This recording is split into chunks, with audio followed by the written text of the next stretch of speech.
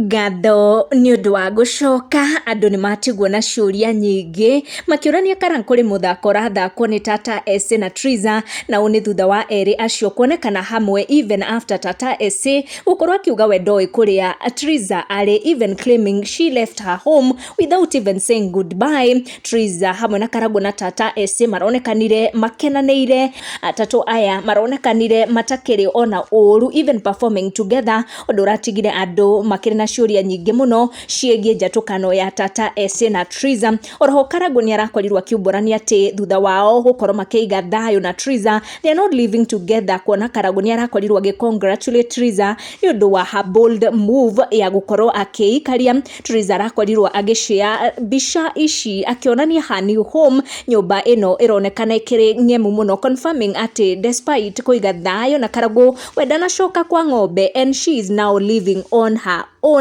and she has her own home. Triza mwena-inĩ wake arauga maũndũ no kahora na maũndũ matikaira ũru, akĩonekana gũkena mũno nĩ ũndũ wa new home, akiuga we aregũrĩra tũindo twake twa nyũmba kuma kũrĩa kwa Modern Furniture, na nĩ ndeto arakorirwo akĩhithũria kũhĩtũkĩra tũbica akoretwo agĩ-share na fans ake akĩmonia ũgemu wa nyũmba yake.